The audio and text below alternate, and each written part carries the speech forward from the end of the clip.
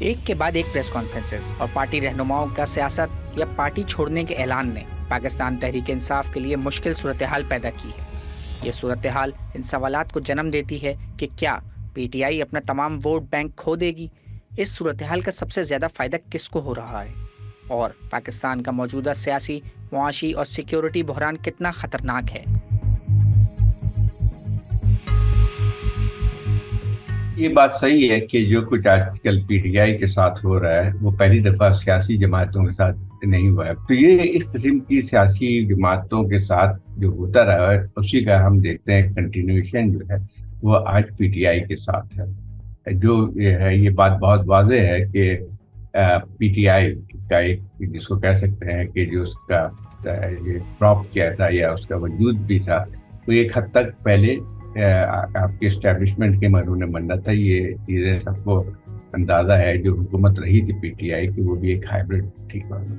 اب جو ہے جو ان کے درمیان جو اختلافات بڑھے اور میں سمجھتا ہوں کہ جو پی ٹی آئی کے ساتھ اس وقت ہو رہا ہے اس کی بنیادی وجہ یہی ہے کہ جو کہ جس کو سیکورٹی اسٹیبلشمنٹ کی جو ریڈ لائن سمجھی جاتی تھی اس پہ جو عمران خان بقول کے جو ہے وہ اس کو انہوں نے کراس کر دی، اور خاص طور پہ مئی 9 کا جو واقعات تھے اس نے پھر اس جو چپلش کو اور شدت بخشی ہے۔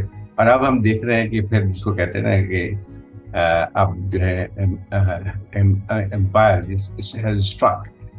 ہے وہی بات ہو رہی ہے کہ پہلے جو لگتا یہ تھا کہ عمران خان صاحب اپنے پورے اپنسف پہ تھے اور ان کا یہ خیال تھا کہ وہ بیک وقت سویلین گورنمنٹ اور اسٹیبلشمنٹ سے دونوں کے ساتھ جو ہے لڑائی کر سکتے ہیں۔ تو میرا خیال یہ ہے کہ اب مئی 9 کے جو واقعات ہوئے تھے اس کو ایک موقع ملا ہے اسٹیبلشمنٹ کو کہ وہ ریٹیلیٹ کر سکیں، اور ہم دیکھا ہے کہ اس شدت کے ساتھ جو ہے یہ ایک حملہ ہوا ہے پی ٹی آئی پہ۔ یہ بات صحیح ہے کہ اس کو پارٹی کو بہت بڑا دھچکا تو ضرور پہنچا ہے، لیکن یہ کہنا کہ پارٹی ختم ہو جائے گی وہ بات صحیح نہیں ہے، کیونکہ اگر دیکھا ہے تو اس کی مقبولیت ابھی تک عوام کے اندر ہے۔ ٹھیک ہے ان کو وقتی طور پہ دھچکا تو پہنچ سکتا ہے، لیکن جیسے ہم نے ماضی میں دیکھا تھا پیپلز پارٹی اور پی ایم ایل این جو ہے واپس آئی تھی، وہی لگتا ہے کہ عمران خان صاحب کی جو پارٹی جو ہے وہ اگر ابھی وقتی طور پہ ایک اس کو کنٹین کر بھی دیا جاتا ہے تو پھر وہ سیاست سے آپ علیحدہ نہیں کر سکتے ہیں ان کو۔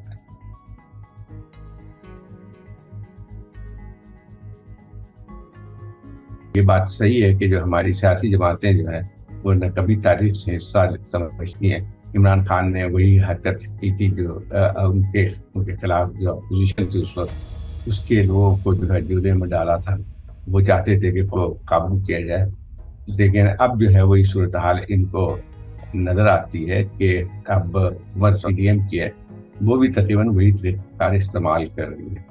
تو اب یہی دیکھنا ہے کہ یہ کھیل کبھی ختم ہوتا ہوا مجھے نظر نہیں آتا ہے، ایک ویشیس سائیکل ہے، اور خود سیاسی جماعتیں جو ایک وقت میں اس چیز کا نشانہ بنتی رہی ہیں ان کے بعد چیزوں کا، وہ پھر بذات خود ایک پارٹی بن جاتی ہیں، جبکہ ان کے حریفوں کے خلاف اسی قسم کی کارروائی ہوتی ہے۔ ٹھیک ہے یہ پی ٹی آئی نے ایک حد پار ضرور کی تھی، خیال یہ تھا کہ وہ عوامی طاقت سے جو حکومت کو بھی گرا دیں گے اور اسٹیبلشمنٹ کو بھی زہر کر لیں گے، وہ پھر نظر نہیں آتا ہے۔ تو اب عمران خان صاحب کو خود بھی سوچنا چاہیے کہ وہ اپنی ایک اسٹریٹجی میں کیسے تبدیلی لے کے آ سکتے ہیں۔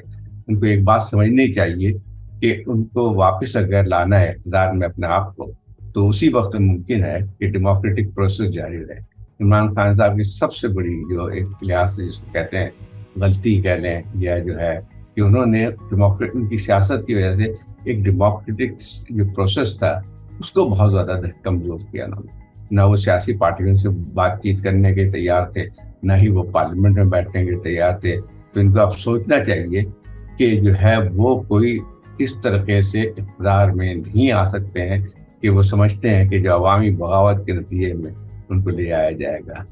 تو اب دیکھنا ہے کہ ٹھیک انتخابات ہونے چاہیے، انتخابات ہی ایک ذریعہ ہے تبدیلی کا، لیکن اس کے لیے اس سے پہلے اصول طے کرنی چاہیے سیاسی پارٹیوں کو آپس میں بیٹھ کے۔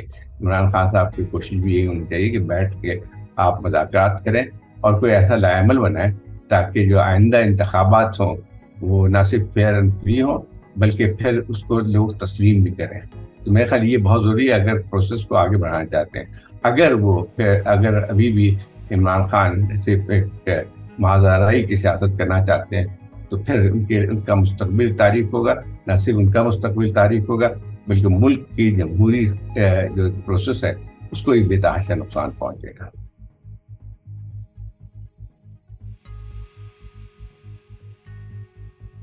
سیاسی پارٹیاں جس طرح سے محاذ آرائی کی سیاست رہی ہے اس کی وجہ سے اسٹیبلشمنٹ کو دوبارہ اپنے قدم جمانے میں موقع مل گیا ہے. اور اس وقت اگر دیکھا جائے تو ہم دیکھتے ہیں کہ جس کو کہتے ہیں کہ اسٹیبلشمنٹ کا سایہ آپ کو پوری طرح فٹ پرنٹس جو ہے آپ کو ہر جگہ نظر آتی ہے. اور یہ حکومت جو ہے ہم پہلے عمران خان کی حکومت کو ایک ہائبرڈ سسٹم کہتے تھے. یہ اگر اس حکومت کو دیکھا جائے تو وہ بھی پوری طرح اس کا انحصار جو ہے وہ اسٹیبلشمنٹ کے ہی اس پہ ہے. تو یقینی بات یہ ہے کہ ان تمام چیزوں کے نتیجے میں یہی نظر آتا ہے مجھے کہ اسٹیبلشمنٹ مضبوط ہوئی ہے. اس وقت جو ہے جو صورتحال ہمیں نظر آتی ہے کہ پھر سے وہ جو ہے آربیٹر پوزیشن میں آئے اور اس کی وجہ یہی آتی ہے کہ جو سیاسی پارٹیاں نہ اپنے آپس میں چپکلش. دوسری بات یہ ہے کہ کوشش جو نہیں کی گئی کہ پارلیمنٹ کو مضبوط کیا جائے. پارلیمنٹ اگر مضبوط ہوتی ہے تو پھر یہ کہا جا سکتا ہے کہ سویلین سپریمیسی کی طرف بڑھ سکتے ہیں. لیکن ایک کمزور پارلیمنٹ، ایک محاذ آرائی، تو یقینی بات یہ ہے کہ اسٹیبلشمنٹ اس سے مضبوط ہوتی ہے. اور آج ہم یہی دیکھ رہے ہیں، ماضی میں بھی ہم نے یہی دیکھا تھا اور پھر دوبارہ اسی چیز کو ہم نظر آ رہی ہے.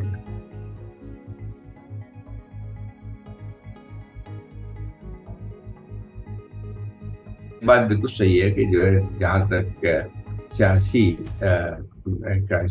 بحرانات ہے وہ پاکستان میں مستقل ہی رہا ہے. کسی 90s میں بھی ہم دیکھتے تھے، اس کے بعد بھی دیکھتے تھے.